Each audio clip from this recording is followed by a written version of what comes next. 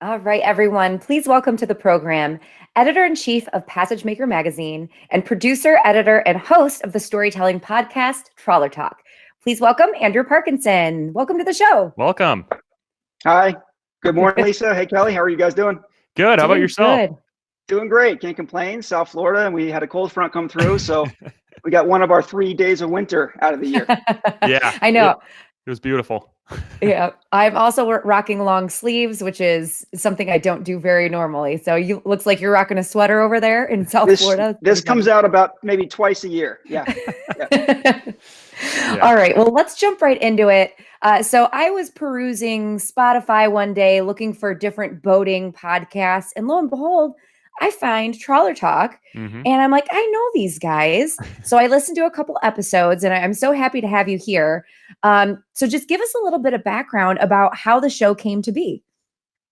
Sure. Well, thanks for finding us, first of all, and thanks for listening. Sure. Trawler Talk is it's the signature podcast of Passagemaker magazine, and it is dedicated to trawler enthusiasts and cruising diehards worldwide who just love their boats, and most importantly, they love using their boats.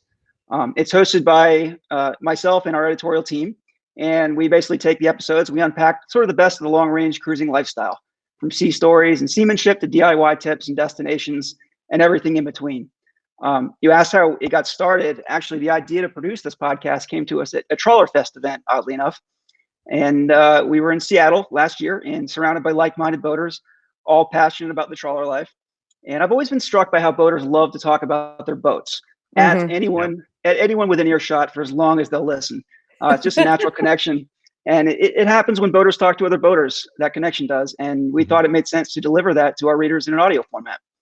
So with Trawler Talk, we unpack a bunch of topics related to cruising and just the great life afloat in general, with the trawler guy in mind, in a format they can access and enjoy anytime, anywhere. All right. So what is that trawler guy? What does trawler mean? For those that might not be be newer to boating, what are we talking about here?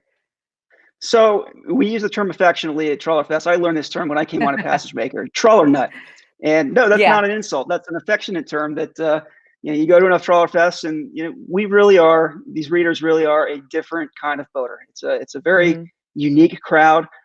These are the guys that are just so in tune with their boats, and when they're cruising, they can't wait to get up at 6 a.m. and crawl in the engine room, and or in some cases stand up, hopefully, and they can't wait to do their fluid checks in the morning. They're so engaged with their boats. They're so in touch with how their boats perform and what it takes to keep their boats up, and it's a special audience. And so we affectionately call ourselves trawler nuts. And so for those boaters out there, I mean, there's a lot of boaters that might not even know what a trawler is in the boating world. Could you tell us a little bit about the beauty of the trawler? Sure. Well, trawler is a buzzword these days, and really trawlers it's any kind of boat you can take on a voyage, as far as the way we look at it. And it really begs the question, what is a trawler, right?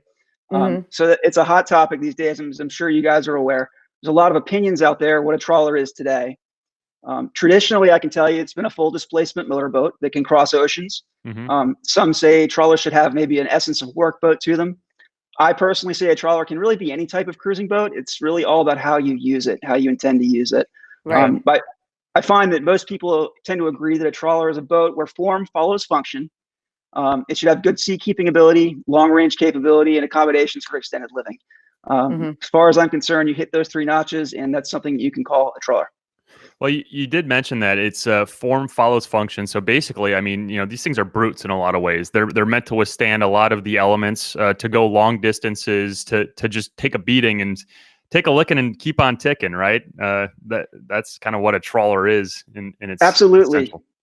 Yeah, they're built to hit hit the water and go, and that's why we're seeing a lot of people coming into the trawler life, from different types of boats, and they're looking for that safety, that seaworthiness. Maybe we see a lot of families that end up buying trawlers, and they have kids on board, and trawlers are very, very well designed boats, and they tend to be robust. Safety is always at the forefront, and you can do so much with them. Yes. All right. So let's talk about your latest episode of Trawler Talk, where the owners, there's several customer groups that get into their trawler and kind of have this robust conversation. Will you just go into a little bit of detail, describe to some of the listeners about what they can expect to hear if they tune in?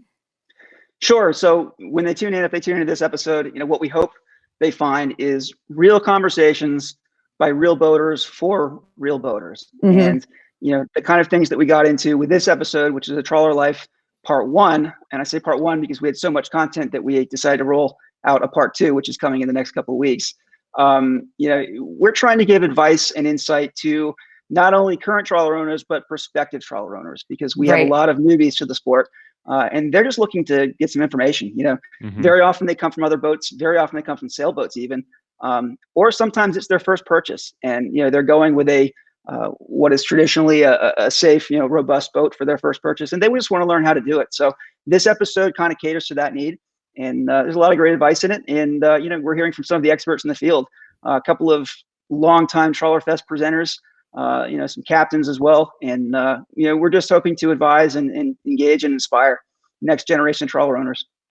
Yeah, and for those who would like to check out Trawler Talk, the podcast is available on Spotify, Stitcher, iHeartRadio. If you also want to check out, I'm currently on Passagemaker.com/Trawler Talk, where you can actually listen to the podcast directly off of this website. So be sure to check that out too.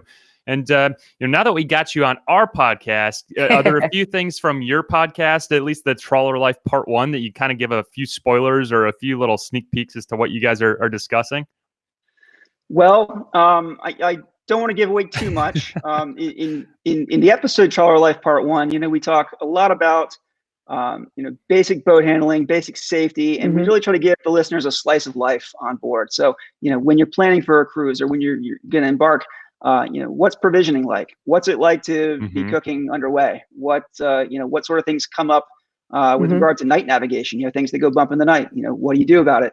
So just, basic 101 knowledge for the trawler guy on that episode. And, we're constantly coming out with new episodes. We try to put them up about every couple of weeks. And, we have some exciting stuff coming up too. We're going to take some deeper dives into the trawler lifestyle. We're going to talk to the most rescued man afloat. Oh, man. We're going to talk about, that's going to be a good one. Yeah, we just finished post-producing that one. I can't wait. Living aboard is a big topic for a lot of people. We're seeing a lot of folks, especially during the COVID pandemic, thinking about getting rid of their house and buying a boat, living on the boat. They can move around, no borders, and you got the best waterfront real estate money can buy. So, a lot of cool stuff coming up. And I just want to plug one that's coming later this year, and that is a special Workbench Live Trawler Talk episode, which is going to be similar to, if you're familiar with it, NPR's Car Talk, with Click and Clack back in the day. So we're going to have live call-ins diagnosing and troubleshooting problems on the actual episode. So it's going to be a lot of fun. We're looking forward to that.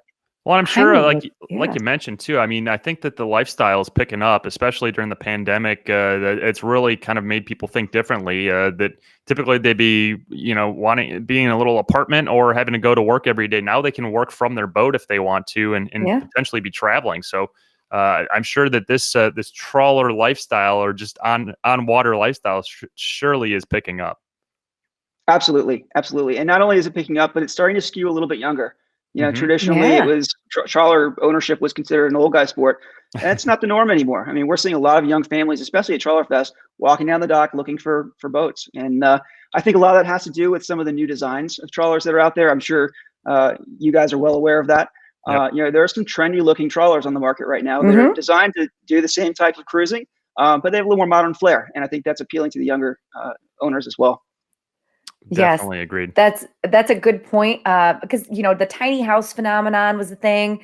You see people that are renovating like school buses and touring the country and just working remotely because that's how they live. And now it's into bigger boats that people can live aboard for long term, because you can work from anywhere. We're proving that right now. So that's very cool. So where do you find a lot of your guests that you talk to? Well, some of our guests are naturals. They're TrawlerFest presenters. They're the experts in the field, and who better to talk to about this kind of stuff than them? And then we also have guests like the most rescued man in the world, who is a longtime Passagemaker reader. Maybe they're people we bumped into on the docks. Real cruisers. That's what we're looking for. We're trying to get their real stories. I think that's the best format for us. Yeah, absolutely. Okay, so you've mentioned it a couple times now. What is TrawlerFest? So TrawlerFest is Passagemaker's standalone series of boat shows. Okay. And we have traditionally 3 a year. This year, we're going to be expanding to 4. And the current lineup has been Stuart, Seattle, and Baltimore. And we're working on adding a New England venue for this summer. So that'll be exciting. And the thing about TrawlerFest is, you've been to big boat shows and, you're used to the hordes of people walking the docks, and those are fun. It's its own kind of atmosphere. TrawlerFest is a very niche boat show. It's really more than a boat show. It's kind of where the trawler industry, educators, and community come together. And it's just a fun, friendly rendezvous atmosphere. We have a live boat show on the water. We have seminar rooms in usually the hotel where it's based at the marina. And we have very well attended seminars. I mean, you'll walk into these rooms and you'll see, between 50 and 100 people scribbling, notes as fast as they can, watching these seminar presentations. It's a really unique experience. If you haven't been to one, if you're interested in long range cruising at all or the trawler lifestyle, highly recommend you try to attend one in 2021. And if I can get a plug out there. So we've got TrawlerFest Stuart coming up March 2nd through March 6th. And that is going to be an in-water actual physical event this year. Excellent. Okay. We had to make some adjustments this past year. Our last TrawlerFest live, real TrawlerFest, was in Stuart back in March of this 2020. But we had to do a virtual venue this year because of the pandemic. So we launched TrawlerFest Live, which was a virtual format. And we did that beginning of November. That was a full-blown traditional TrawlerFest, except it's from the comfort of your own living room. Right. And a lot of your viewers probably have experienced a digital boat show this year at some point. And there's been mixed reviews of those. When we designed TrawlerFest Live, we try to do something a little bit different because what's a seminar really? It's a webinar, except you're just not in the room. So those all went off without a hitch. And then we had, dealers and brokers, live standing by, ready to handle questions and do live boat tours virtually throughout the event. And so far, we've been getting really good response from that. And that event is still going on. It ran for 3 days officially, but we did it through the Whova app, if you're familiar. You can find it on Passagemaker.com/TrawlerFest. And all that information, all the seminars, everything is going to be up for the next 6 months. So you can come back anytime, learn more. And if you haven't gone to this TrawlerFest virtual event, you can sign up and still do it. So that's pretty cool. That is pretty cool. All right. So can anyone attend TrawlerFest? Yes. Anyone can attend TrawlerFest. There's obviously a price of admission and all that. Right. And we adjusted all of that to, make sense for the virtual format. But yeah, anyone can go to a TrawlerFest event. Excellent. Well, that sounds like a lot of fun. Yeah. And like you mentioned, Passagemaker.com/TrawlerFest is where I am right now. And it gives you a ton of information on what TrawlerFest is, and then a bunch of some of the previous events, as well as some information about some upcoming events as well. So that's great. And you did mention too, something I wish I would love to go back to real quick. I mean, basically the lifestyle of being on the go and trawler, the lifestyle of being on a trawler is kind of one of them. But you notice online too, you see there's a lot of what I would consider at this point celebrities too that live on their boats and they travel, and you just want to see where they end up next. I don't know if you guys watch any of those on like YouTube especially, but they're huge. And you're like, I wonder where they're going to end up next. And then they're in Fiji, and then they're in New Zealand, and it's like. Some of those are some of the most amazing and informational things you could ever expect to watch online, for sure. Yeah, absolutely. And we're following a bunch of those families ourselves. We have been. Yep. I don't want to say one or two right now because that right. distract from the others. But there's a lot of great stuff out there. Just go to YouTube, and if you look up anything trawler lifestyle, you're going to find all these great feeds, and they're so much fun to follow. A lot of people have families, kids, they're raising their kids aboard, and they're going out and doing it. They're using their boats, and we love to see that. Yeah. And what advice would you give somebody who would like to start that lifestyle? They're sick of being in, the Manhattan apartment or anything like, sitting in a cubicle somewhere. What would you give them as some advice to get started? Well, completely biased, but number one, pick up a copy of Passagemaker magazine. There you go. And read it and see if it interests you at all. If it does, ask questions. Attend a TrawlerFest. Get as much information as you can. Talk to your local brokers, dealers, anyone that deals in trawlers. I know MarineMax is a big dealer of certain types of trawlers. The more questions you ask, the more you know before you get into it, the least likely you are to regret it after you've done it or make a mistake or do something that maybe it doesn't pan out well. So Yep. I highly recommend it. But yeah, definitely do your homework and ask a lot of questions. And the thing about the trawler crowd is they're so willing to talk to you, and they're so willing to lend a hand and lend advice. They're some of the friendliest people I've ever met on the dock. And you know, when you become a trawler nut, you're sort of indoctrinated into this big, small family of trawler enthusiasts and cruising enthusiasts. And that sort of thing is why, you know, it's why TrawlerFest are so exciting and so much fun to go to. And it's just why the sport, I think, is catching on like wildfire. So, that's awesome. Well, I'd also recommend getting on and listening to a couple episodes of Trawler Talk, because you get to hear owners, or I keep saying owners, trawlers and captains that have gone through, you know, so many different, like, amazing and then some scary things happen, and they talk about it, and it's really fun to hear them kind of, you know, look back and how they troubleshooted one thing and what they would have done differently. And it's very real talk from people who are living aboard their boats and using them, you know, 100% of the time, which is a different lifestyle. So you definitely get a nice look into what it looks like. So we've got TrawlerFest, we've got Trawler Talk. Let's talk a little bit about Passagemaker magazine. So this is kind of, I mean, I would imagine where everything started. So you're editor-in-chief. Can you just talk a little bit about what people can expect from the magazine? Sure. Well, I've been editor-in-chief of Passagemaker magazine for coming up on 2 years now. Passagemaker is a special magazine to me. Even before I was in publishing, it was a magazine that I used to love to read. You know, I don't want to say as a kid, but as a young adult. And Passagemaker, the story, I don't know if anyone knows, but it was born from a personal interest in extended cruising. The parlators back in the day, you know, they were trawler nuts. They were trawler cruisers. And in their search for information, they realized there was really no central place, you know, dedicated to trawlers and ocean motorboats for owners or potential owners to go for information, news, and ideas. And likewise, there wasn't any targeted, efficient way for designers, builders, manufacturers, service personnel to communicate to the trawler people. So they created Passagemaker magazine, and it found a perfect niche audience, and it really exploded in a matter of years. Our current moniker is we're the long range cruising authority, and we believe that's what separates us from the other boating magazines out there. And every issue of Passagemaker, you know, we feature compelling stories, in-depth technical articles, very focused on the technical stuff, DIY projects, you know, power cruising, both weekend and long distance cruisers. So we try to, you know, every issue, every page, we try to engage, educate, and inspire, you know, trawler owners around the world. Well, and I think the trawler world makes me think differently about boating. I mean, in a lot of ways, you know, boaters are a bunch of different types of people. Some want to just get away and relax and sit in the sun and enjoy the, you know, the wildlife and things like that. Others are looking for adventure. And I think that the people, the trawler type, are looking for more of an adventure. They'll have those beautiful days with sunshine, but they'll also have those darker days with, you know, maybe some higher seas and you know, things going wrong and having to fix those issues. And is that kind of part of the lifestyle as well that drives people into this lifestyle? Yeah, it sure is. I think there's a common DNA in anyone that jumps into a trawler, and that is the spirit of adventure. And you know, these are people that they don't buy a boat just to sit, you know, on the dock and enjoy docktails every night in the same old marina for 6 years and then sell their boat because they never use it.